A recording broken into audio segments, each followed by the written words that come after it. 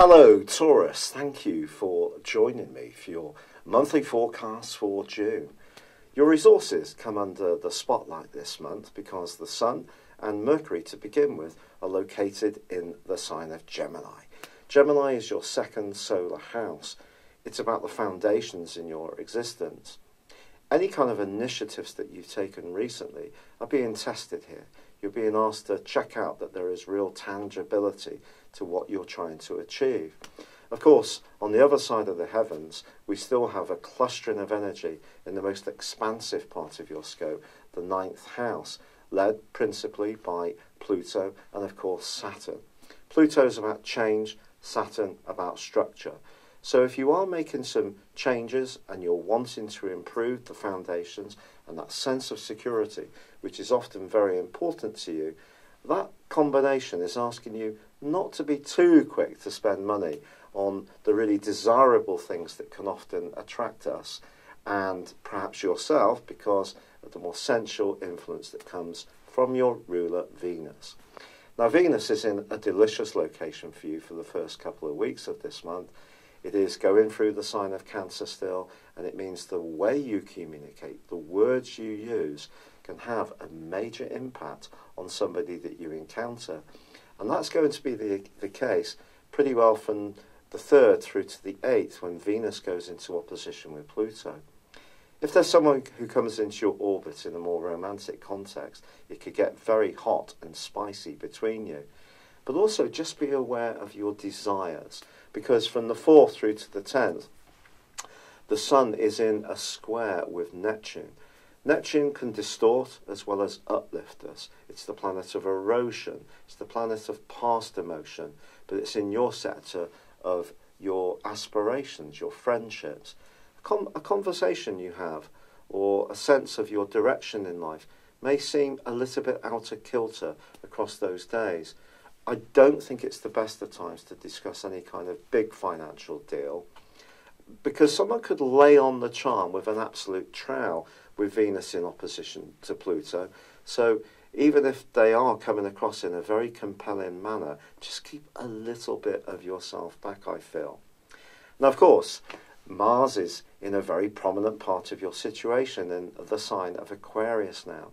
And you know, apart from 2 weeks through to the middle of November, it's going to give you a lot more desire to go for what you really want.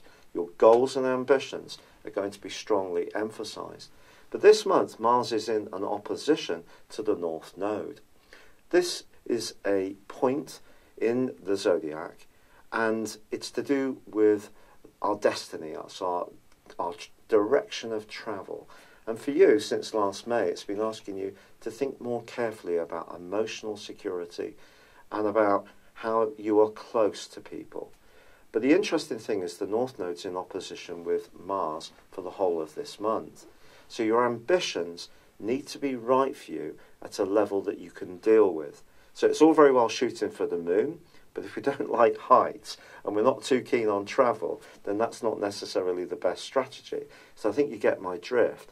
You can have big goals and big ambitions, and also you can find yourself coming into contact with some very influential people who are very impressed by what you have to say. But does it all work for you at the very core of your being?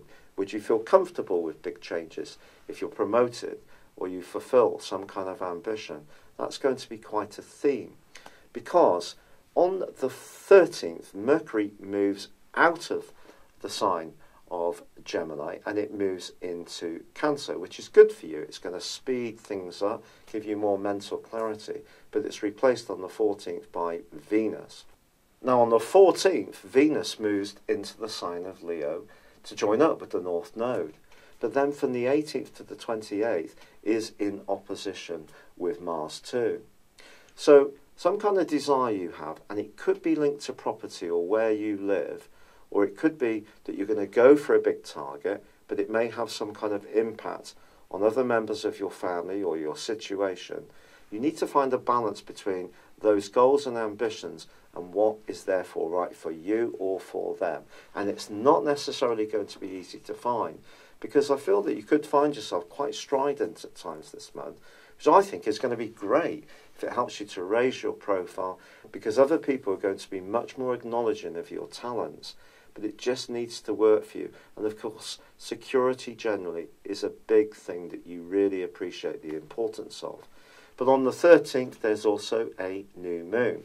So if you are wanting to improve your situation financially, you can do so, but it is in a quincunx with Pluto. So I go back to my earlier point about not being too quick to splash out, certainly on extravagant items that you don't really need. However, there is, on the 21st, a big change, because the Sun then glides into the sign of Cancer, joining up with Mercury. And the last 10 days of this month can see a speeding up in your situation.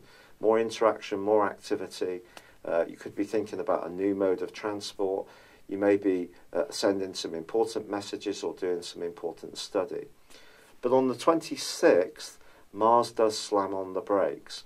Now, it is actually going to stay, as I said before, in your sector of ambitions all but 2 weeks through till the middle of November. But it just suggests that one plan may need a bit of a review, especially if it has got a little out of kilter. There is also a full moon on the 28th in the sign of Capricorn, which is going to be combining absolutely with Saturn. This is quite an important and quite challenging. I can only be honest. I do think that a lot of people write to me and say they like the fact that I'm truthful and honest, rather than putting a gloss on everything. But it's not to be fearful, it's just being real. This is what the planets serve up. We're not absolutely influenced by them because we have choice, but this information helps you to guide your decision making.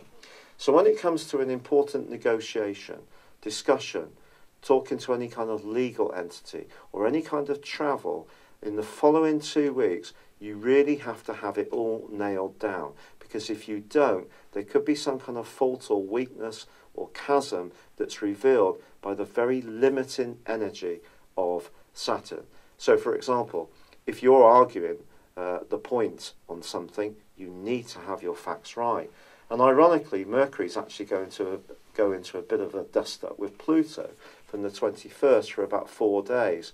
And that, again, could see some tensions around your ideas and the people that you're interacting with. And I repeat, I go back to that initial point about the North Node and then Venus from the middle of this month, asking you to always consider the emotional ramifications of any plans, ideas, or strands that are going on in your situation. But as this month draws to a close, I do feel that you can be serious-minded about the type of ideas that you have. And if you really need to show true confidence in what you're saying to other people, you can come across in a very compelling, serious and authentic way, which will see people sit up and take notice. But this is a wonderful month for you in many ways, because it's really asking you to identify your physical goals. And although there is that change agenda still going on in your situation, you're also just being reminded to be mindful of that part of you which does love your creature comforts, that does love your home, does love to feel safe. But there's another part of you that may want to take on quite a big dare. And it's really down to you to decide whether you want to go for it. Now, there is one aspect that I haven't told you about yet that's going to be very important to all of this. And that is, one, that Uranus, this non-aspect, is a transit, of course, has now moved into Taurus, which is making your future plans more potentially changeable, because it's giving you the opportunity to be more of a freer spirit and live out your own energy and not necessarily just be so much of a people pleaser. But also, Jupiter, although it is tracking backwards in your sector of relationships, it is forging a magical angle to its co-regent in the sign of Pisces, the co-rulers of Pisces, forging this wonderful angle all month, despite Jupiter's retrograde. So when it comes to a relationship, perhaps the change that you're contemplating is about some kind of big shift. It's some kind of structural change. And you know, there's part of you that could be very nervous about it, but another part of you that really wants to go for it, or you may feel utterly conflicted. But it is a month of opportunity, and it's been a real pleasure sharing it with you. If you've yet to subscribe to my channel, I'd love it if you would, or if you could like or comment on this video, that would be fabulous. But for now, good luck and goodbye. Hello, thank you so much for watching my video. I'd love you to join me at my Horoscope Ace app. You can find this at www.horoscope-ace.com. You can use it through Android, iOS, Apple or Facebook. Check out your ascendant or your moon sign, or download your free birth chart. There's all your favourite videos, plus there are daily, weekly, monthly and yearly horoscopes for general, love, Chinese and Indian astrology. If your passion is tarot, there's my brilliant 3-card money or love tarot readings too. And it's all there at www.horoscope-ace.com. Thank you.